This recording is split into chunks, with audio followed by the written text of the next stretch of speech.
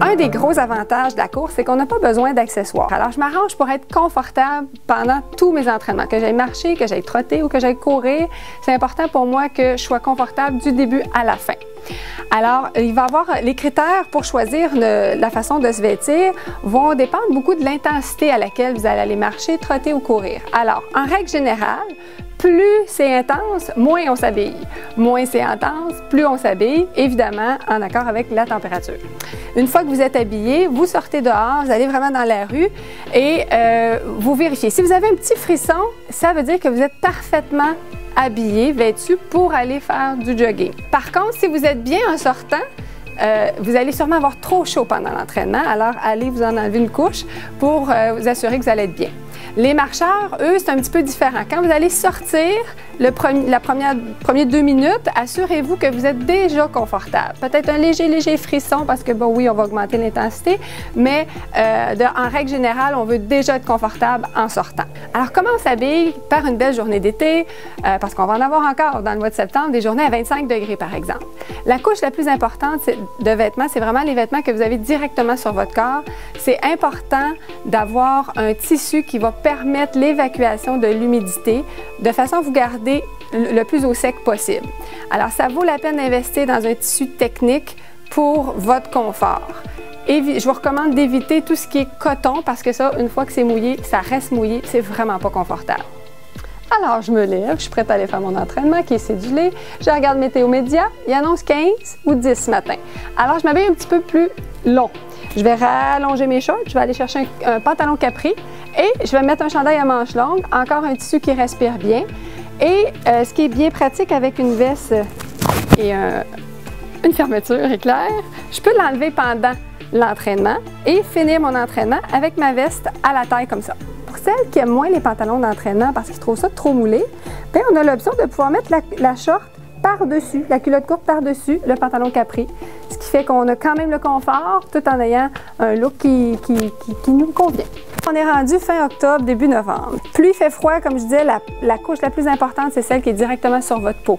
Alors, je rallonge mes pantalons, ils sont un petit peu plus épais aussi. Je m'assure que mes jambes vont rester bien au chaud, vont respirer aussi. Et la couche du haut du corps va jusqu'à mes poignets. Alors, toute ma première couche je suis confortable, ça me tient au chaud et ça me tient au sec surtout. Alors, avec l'automne vient aussi le temps pluvieux parfois. Alors, si vous avez peur de vous faire prendre par la pluie et qu'il ne fait pas chaud, c'est super important d'avoir un coupe-vent ou un impair qui va vous garder le plus au sec possible et au chaud. Alors, vous pourriez enlever la deuxième couche, juste garder votre manteau ou garder la deuxième couche et la troisième. Encore là, ça va dépendre de l'intensité à laquelle vous prévoyez vous entraîner. Alors, on est rendu au mois de décembre, janvier peut-être, on annonce moins 20, moins 25. La majorité des gens, c'est là qu'ils arrêtent. Mais nous, on continue. Moi, j'adore courir l'hiver et j'espère que je vais vous contaminer parce que, comme je disais tantôt, il n'y a jamais de mauvaise température, il n'y a que de mauvais vêtements. Alors, bien vêtu et dans la bonne zone, j'ai jamais eu froid, même à moins 25. Alors, qu'est-ce qu'on rajoute à moins 25? On rajoute quand même une autre petite couche pour garder la chaleur. Le reste est identique. Le vêtement technique pour respirer direct sur ma peau, un manche longue, peut-être même 2 et la veste. Encore là, c'est différent d'une personne à l'autre. Vous choisissez ce qui est confortable pour vous.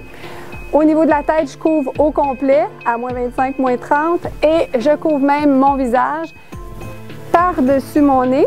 Mon cache-cou va faire en sorte que l'air va passer quand même et je vais protéger du froid. Et même, j'ai déjà mis des lunettes ici pour couvrir la petite partie qui reste et des bons gants ou des bonnes mitaines.